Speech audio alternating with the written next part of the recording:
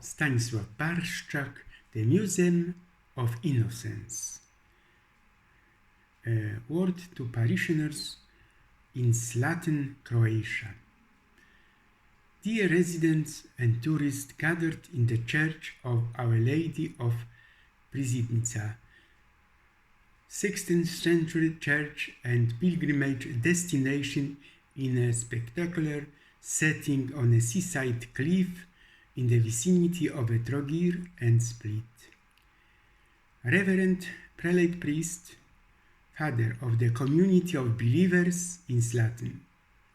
Beloved brothers and sisters, what I am trying to say is what I call the Museum of Innocence. But at first I will say something about life. A certain man walked into a church every day or into a porch and talked to Jesus. I'm Jim. The priest showed great interest in this event. Did the vicar send him to ask him what you want from us? Jim replied, I'm coming to talk to him, Jesus.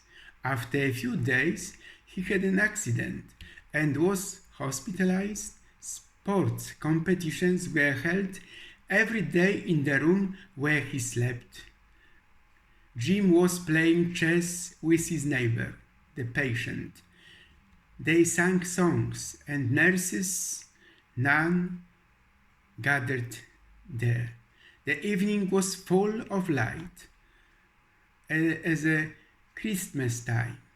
After a few days, he asked the boarder, his neighbor, how did you spend the evening so well here? And Jim answered, every day at noon a stranger comes into our room and says, I am Jesus. That's why I'm so happy with you. First there was Jim, and then Jesus himself showed up at the hospital. Dear Father Prelate, when I am with you, we stay awake all night, I believe. When you are not here, I can't sleep. I wake up often. Only after 1970 did I become Christian. The year of my baptism and my first Holy Communion, or actually in 1978, after the conclave with the Pope from Poland, I became a Christian. My work explores human culture through literature, history, ethics, philosophy, film, and religion so that we can better understand the human experience. I met a lot of heroes in my life that I shouldn't live anymore. I thought about it once. I have visited 75 countries in my life around the world. I wanted to be in Croatia for a week at this August time in this already beautiful country of our Europe. The COVID pandemic and human migration are ending. Although I was sometimes critical toward the European Union, I was not bitter about it. You know, Poles were all front of the Second World War. They are outstanding explorers and scientists. Cossack Ukraine, more than once argued with its motherland, the 16th century. Poles experienced the loss of the earthly homeland in the 18th century. The dramas of the 19th century uprising, the joy of the beginning of the Warsaw Uprising 1944. We also had victorious uprising in history. The Great Poland Uprising 1819, the Seine Uprising 1919, the Silesian Uprising 1919, 20, though this moment of yesterday. You imagine? There is one point ahead of us. Yesterday morning, i.e. August 6th, 2022, at 5:40 a.m., in a tragic accident of a Polish coach in Varazdin, so in Croatia, 12 people were killed and 32 were injured and hospitalized. They are pilgrims who were going to Medjugorje. In prayer, I constantly unite with the families of the victims in pain after their relatives have passed away. Let us love one another, because love is from God, and everyone who loves is born of God and knows God. Therefore, beloved ones, sometimes think about Poland and its great fate, our fate. Sometimes think about that country and the people. Everywhere I speak of the great past of Poland, the Polish-Lithuanian Commonwealth. Do you know that in the West, Berlin used to be within the borders of Poland? There was no invasion, but it was done by Jacksa from Miechów, a Polish magnate. It so happened that he had the rights to the Slavic throne of the independent state of Stodren. He acquired them in 1950 after the death of his relative Prince Przemysław. At that time, this state occupied the vicinity of today's Berlin and extended even further to the west with the help of Poles. Jacksa took the throne there and remained a vassal of Polish princes. Its last seat was Köpenick, today's suburb of Berlin. Our rulers adopted a different tactic. They often annexed new territories bloodlessly, and unlike, for example, the Habsburg Empire, they never imposed the Catholic faith on the conquered territories. We did not try to create criminal subjects by imposing our confession on them. There were mosques in the Commonwealth. Protestant sat in the same Polish assembly. Most of the time, Orthodox Jews lived in peace here. We built an empire around, in today's language, civil rights, not around a monarch, but close to the soldiers and magnates. This is reminiscent of the ethos of the 18th century United States of Poland. All day, of course, we must remember that only the noble minority was entitled to civil rights in Poland. We remember, but we also ask forgiveness. You imagine, in 1903, Prince Charles Robert from Czech Republic supported Croatia against the Polish King Wenceslaus III, who was a candidate for the Hungarian throne. Genoese Cologne, Kaffa, was in the possession of the Polish King Kazimierz Jagiellończyk until 1475. Under the Jagiellonian dynasty, we shook Europe. We had kings in Poland, Hungary, and the Czech Republic. And unlike in the 18th century, we imposed rulers on their countries. Poles had in their hands Berlin, Moscow, Kiev, Odessa, and even the Caribbean island of Tobago. Poland, an empire that collapsed because it no longer wanted to conquer the world. It is a pity that the Polish kings, preoccupied first with the Teutonic Knights and then with the fight for the Czech crown, missed the moment, and in 1475 the Turks captured Kaffa city. I said, Poland also had historical access to the Black Sea elsewhere. From the end of the 14th century, the port of Kajibey, today's Odessa, was within the borders of the Kingdom of Poland. Back then, it was not a very important settlement. A telling example: in 1490, two Polish princes competed for the Hungarian crown, Władysław Jagiellończyk and John Olbracht. The role of and influence of the Jagiellonian family in Europe are indisputable, with Queen Bona Sforza of Bari. At the beginning of the 17th century, the area of the Commonwealth was 4 times larger than today.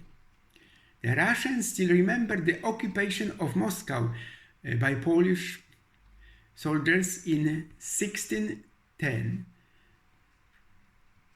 Hetman Żółkiewski with the Hussar took Moscow for 2 years in that period of time.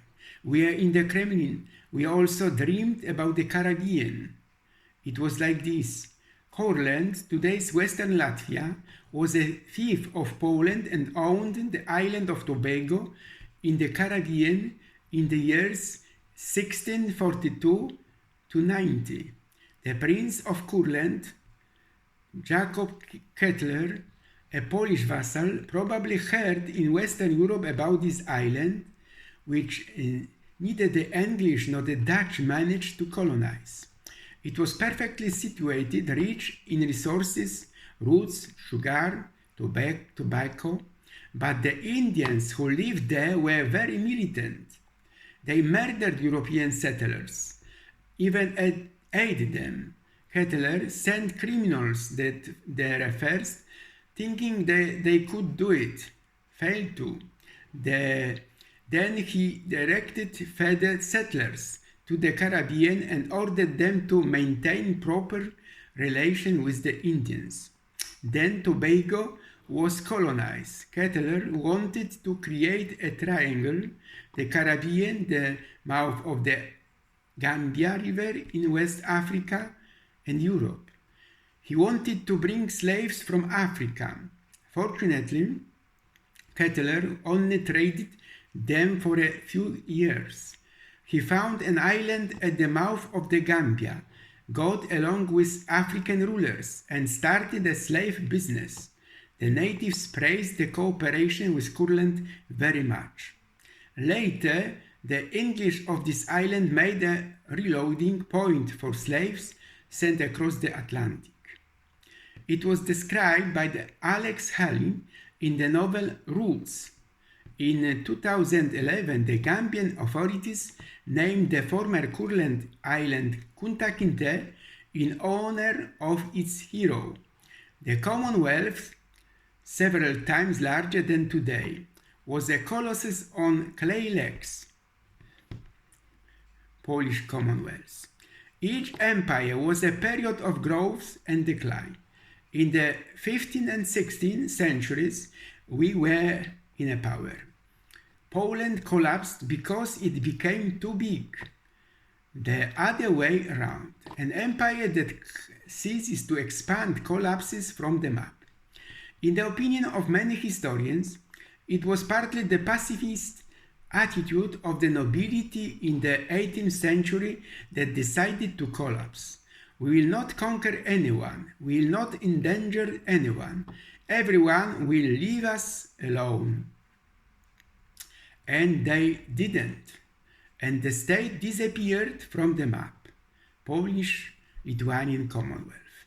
In the 17th century, Poland stretched from the Baltic Sea to the Black Sea, from Krynica Morska to Kherson, and even further to Kaffa in the Crimea, now Feodosia.